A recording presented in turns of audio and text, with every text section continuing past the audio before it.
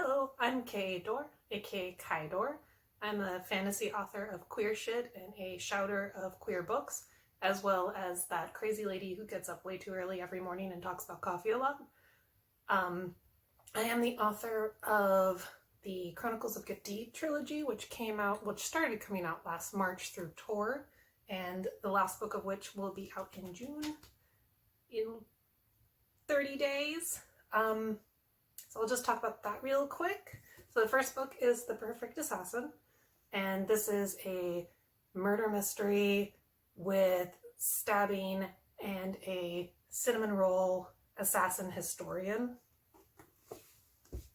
The second book is The Impossible Contract, which is more of a adventure stabbing fantasy with some gay shenanigans and some undead camels.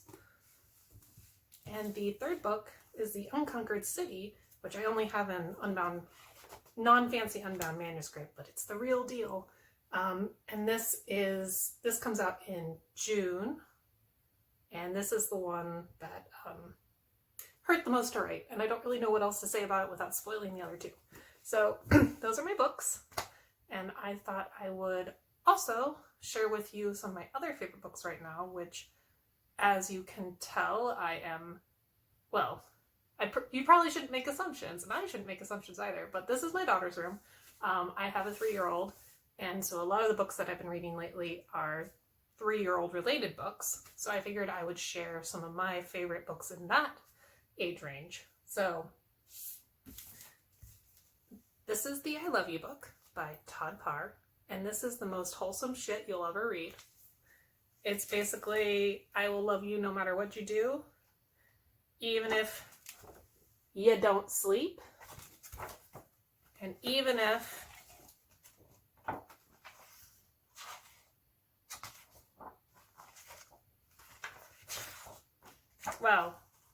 let's just say it's a good book. It's just super good. Anyway, would advise, if you have an almost child or you know someone who has a child probably under 8, I don't know, kids, this shit is wholesome.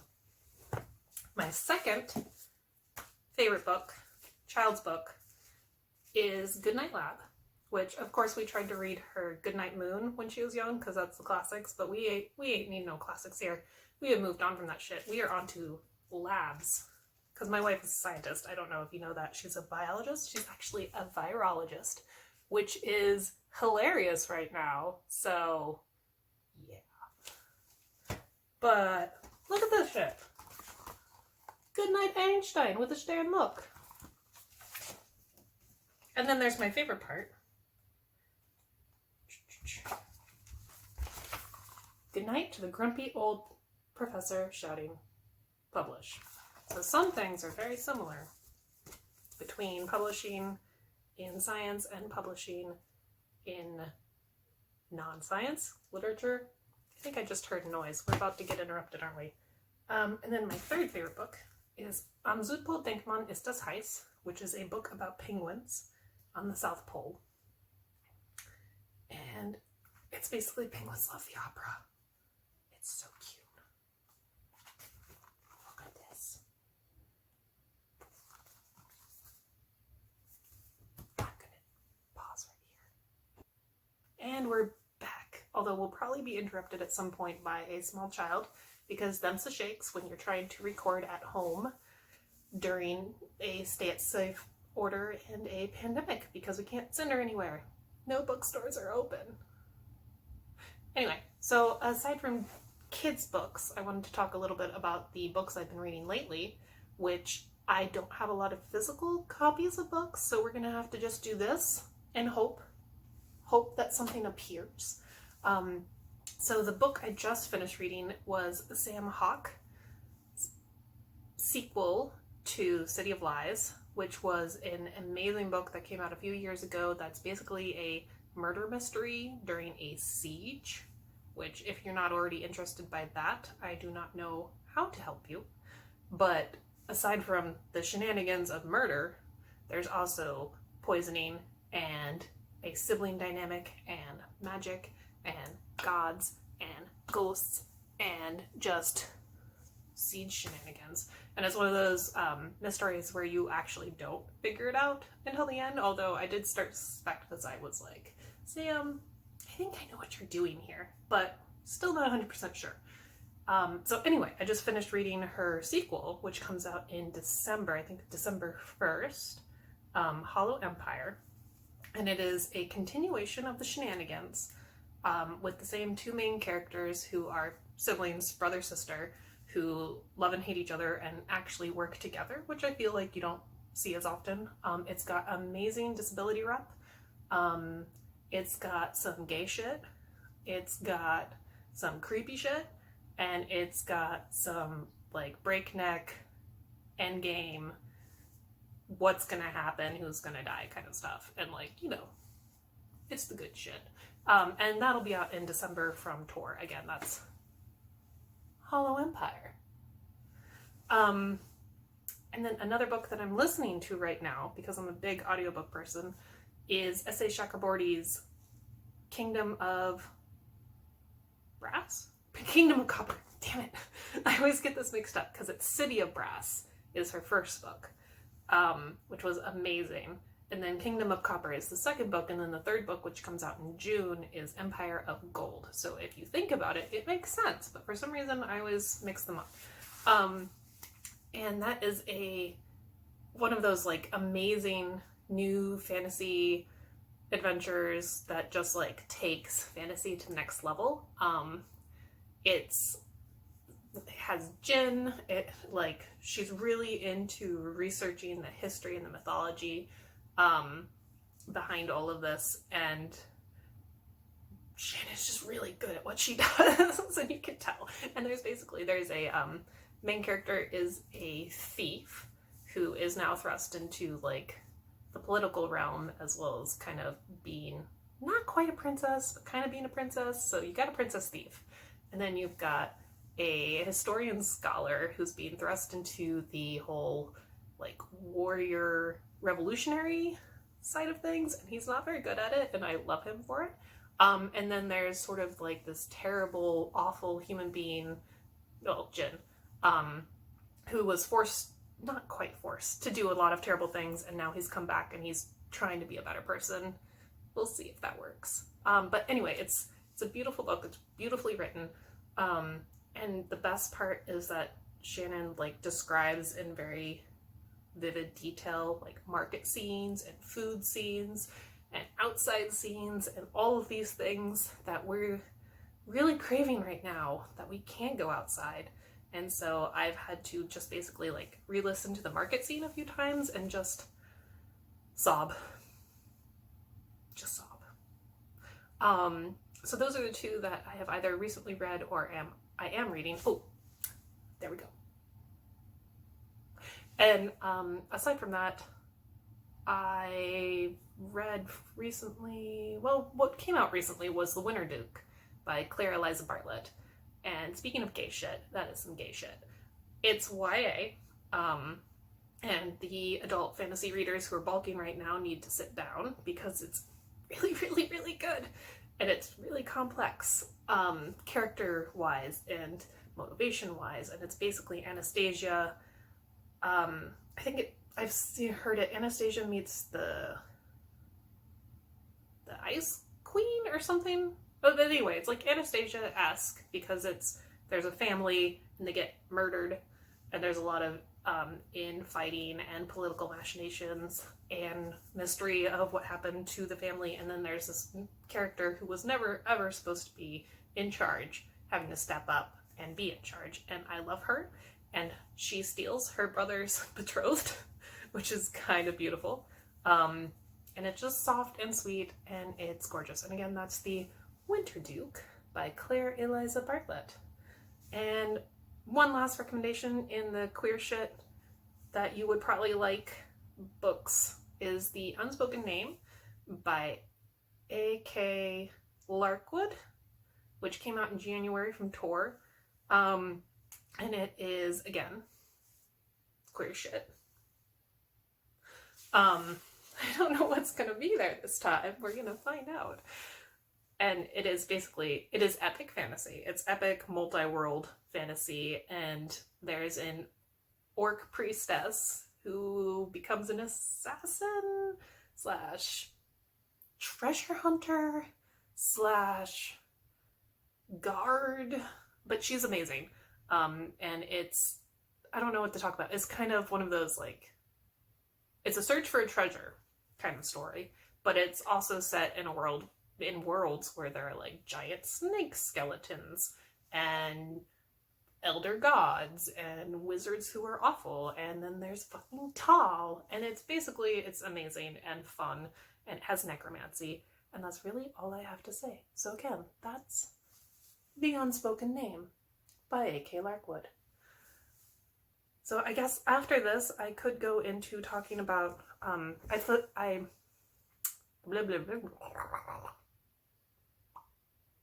solicited questions on Twitter, originally, that I was going to answer, and in one of these takes, yes, I've done multiple takes, I am a Virgo, I'm super relaxed right now, in one of these takes, I did answer a few of them, but then it rambled on for like 20 minutes, and so maybe I'll put that up later, and maybe I won't, but I also realized at the end of it that a lot of these questions, it came down to a question of process, and my process can pretty much be summed up as I write really, really drafty, and then I just keep layering. So there were questions about like things that I had left out, scenes that I had cut and that I wish I hadn't, and a lot of that is I have cut scenes, but they were redundant scenes, and they end up getting reused like emotionally or whatever happens in them later. So I don't really have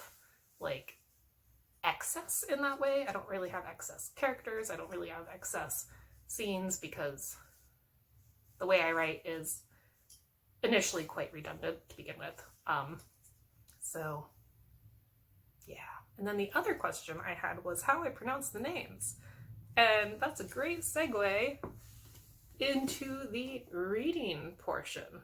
So I've already read from The Perfect Assassin before in person, and as much as I want to read from The Unconquered City, which comes out in June, it is pretty much an entire book-long spoiler fest for book 2. So none of the sections that I wanted to read that I am like super excited about, I feel comfortable reading until I've given people sufficient time to actually read book 2, because I want you to be devastated, and I don't want to spoil that for you.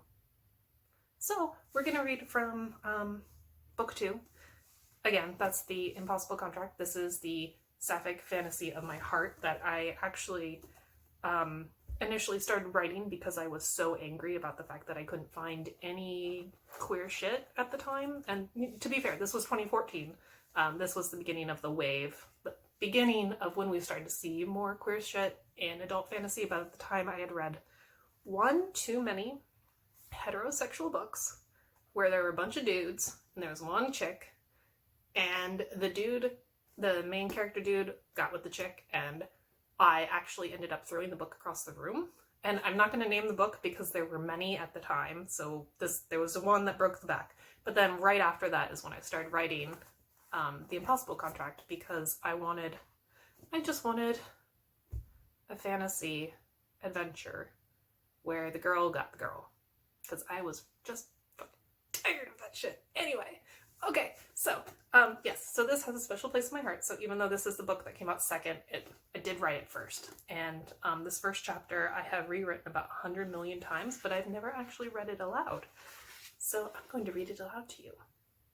And also, this is the point where if you want to leave and you are done and don't actually want to hear me read this aloud, you can stop the video.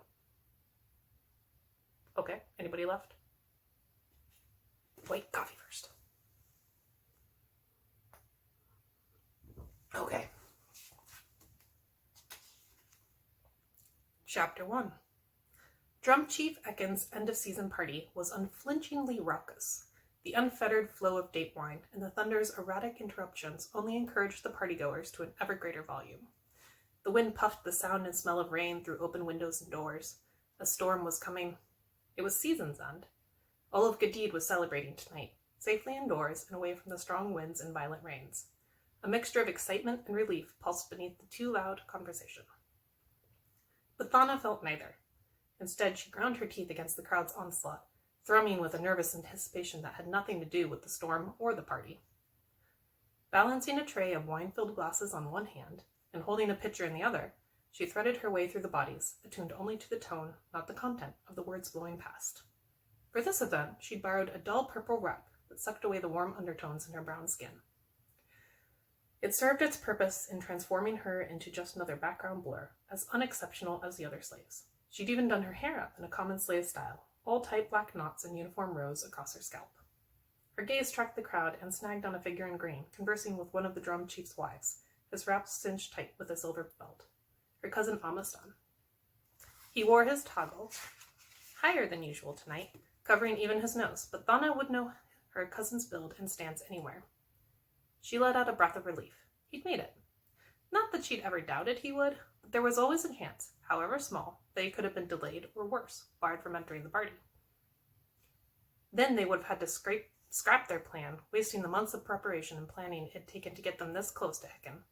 After all, this conveniently public spectacle afforded them their best, and only, chance to kill the drum chief. It wasn't personal. Not for Thana, anyway. The contract had sealed Heckin's fate. But it was personal for their employer, whose daughter the drum chief had dishonored. One among many, if the rumors were true. If Heckin had been anyone but a drum chief, their employer would have approached the circle for justice. But although a drum chief wasn't technically above the law, going the traditional route would have allowed Heckin to turn the trial into a public spectacle and bring shame upon the girl's whole family, while incurring little more than a small fine himself. The girl had suffered enough already. Instead, a network of sympathetic ears had brought their employer to Kasim, the broker of so many bloody deals, who in turn selected Amastan out of all the cousins.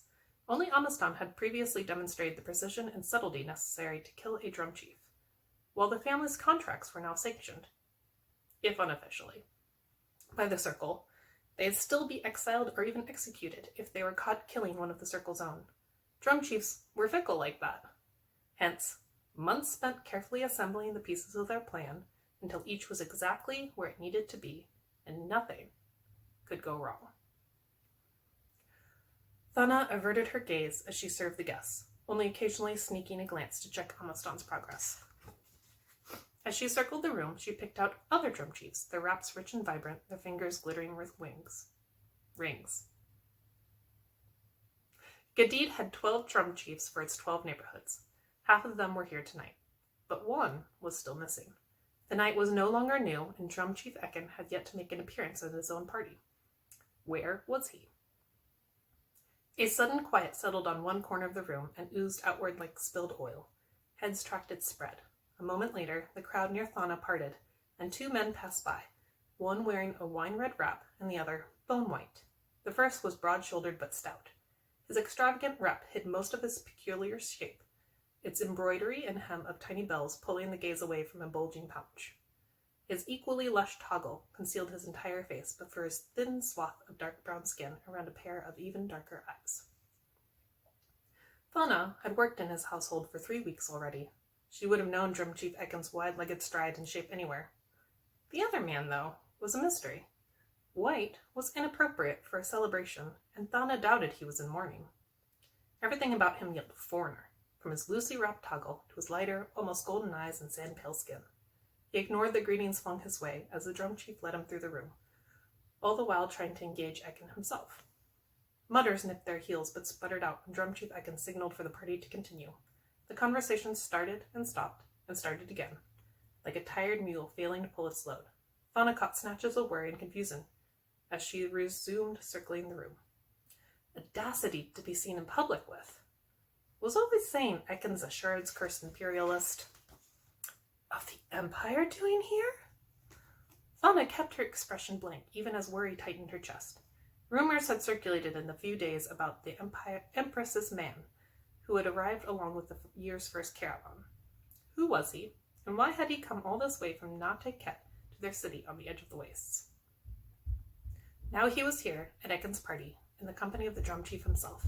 The implications were unsettling, but they had nothing to do with her contract. Thana wouldn't let his presence distract her.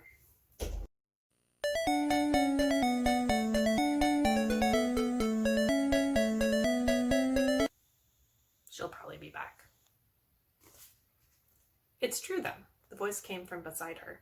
Thana smoothed over her jerk of surprise with a smile and offered the speaker a glass from her tray. A tall man stood at her elbow, thin but strong like a palm, his dark red toggle almost as loose as the foreigner's. His eyes, though, were as dark as midnight. As he studied Thana, she realized he'd spoken to her. He raised his hand, refusing the wine. "Sa?" prompted Thana. The man turned his gaze back to Ekin and folded his arms. "The fool has finally arrived."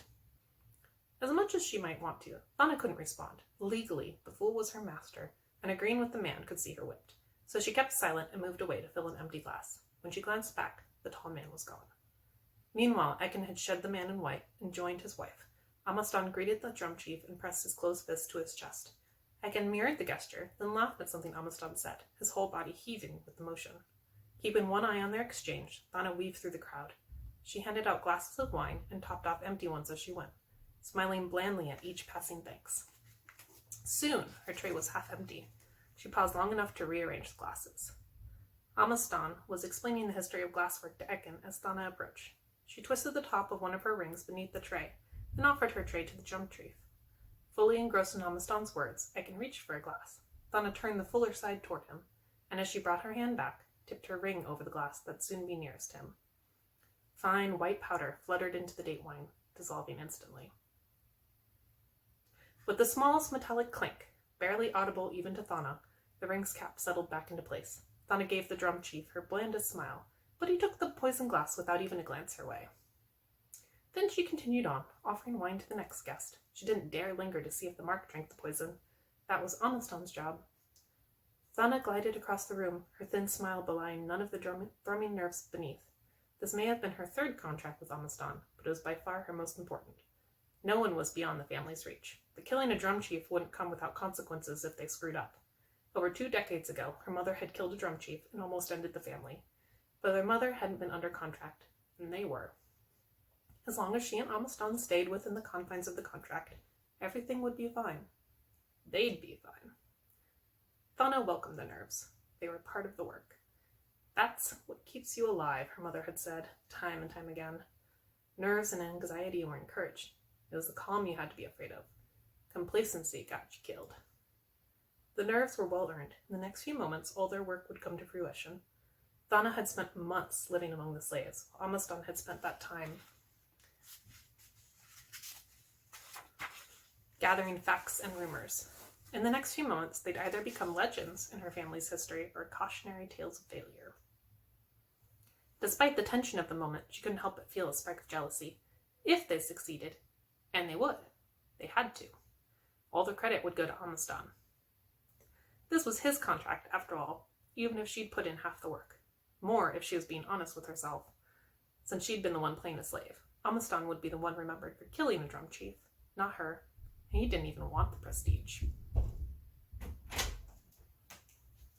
just ate. Hi, baby.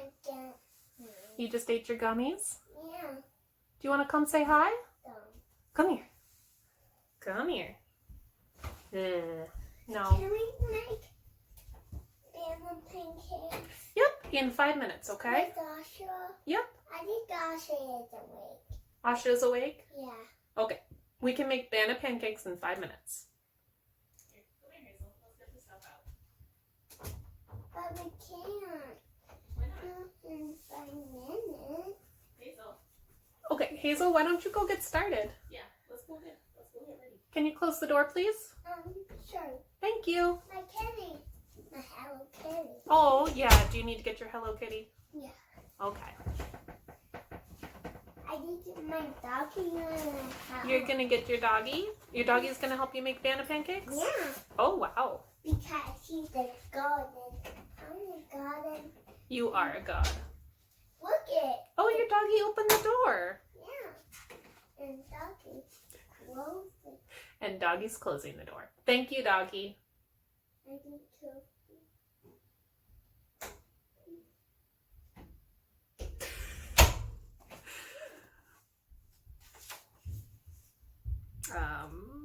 Thana took a breath and pushed away her jealousy. In its absence, the nerves came roaring back. It was out of her hands now. She had to trust they'd chosen the right kind of poison, that Amazdan had calculated the correct dose, that she'd ground it fine enough, that the mark had drank all of it, that the timing had been right, that no one had seen, that Amazdan kept their mark engaged, that... The storm broke. Rain pounding against the roof and drowning out the crowd, the air suddenly laden with it. For a moment, Thana couldn't hear anything but the rush of rain. That moment soon passed, but the din worsened as people shouted to be heard above the roar. Slaves rushed from window to window, closing the shutters before the spray could dampen the drum chief's guests. As each window was closed, the storm was further muffled, until its rage was only a distant scream. Then the shouting started. Thana turned, her face a mask of surprise as she fought a surge of panic. We'd been found out. Someone noticed the ring. The chief can taste poison. It was the wrong poison. Amazdan slipped up. Drum Chief Ekin clutched at his own throat, his eyes so wide that the whites showed all the way across the room. His toggle had been yanked down and his lips were moving, but Thana couldn't hear him over the crowd. Amazdan waved one of the drum chief's wives over. No one else was responding to the crisis. The other slaves stood frozen in place, confusion and terror on their uncovered faces. Past the growing chaos, the man in white leaned against a wall, eyebrows furrowed as if this were a mere annoyance. Frost spilled from the mark's lips. Thana's panic spiked, became paralysis. It wasn't supposed to happen this fast. The mark was supposed to survive the evening, only to complain about stomach pains and die later that night. Even to the healers, it would have seemed as if he'd just eaten spoiled meat. The contract required a quiet, inconspicuous death. But this, what was this? Whatever it was, she wouldn't let it ruin their contract. Thana shoved her tray into the hands of another slave, and all but dropped the pitcher on the table as she rushed to Amazdan's side. Now was not the time to disappear. No one would notice the slaves who rushed to help, but they noticed any who ran away. She couldn't risk breaking her cover, not when the contract wasn't done. The mark's wife helped Amazdan guide him out of the room. Thana ducked under Ekin's other arm, spreading out his bulky weight and using her body to shield his features from the wall of staring guests. Even if the mark was dying, it was still disrespectful to let so many see his bare face, most of whom belonged to a lower class. Once they were out of sight and in the hallway, the wife pulled over a chair and they guided the drum chief into it. He slumped, his shoulders heaving with each pained breath. He wheezed and hacked as he fought for air, and he kept shaking his head like a stunned dog. His wife turned on Amazdan. What in God's name happened? I don't know, Ma, Amazdan echoed her worry. One minute he was fine, the next, he waved at Ekin. Hi. And he's back. I think that's it for now. Do you want to come say hi? You can't see me. I can't see you. Where is Hazel again? Where is Hazel? Where is Hazel? Where is Hazel? There she is! You want to say hi? No, you just got your doggy. Hi. Hi. Hi. Okay, I think that's going to be it for now. But thank you for enduring with me, and good luck in your endeavors. Where's Hazel go? Where's Hazel go?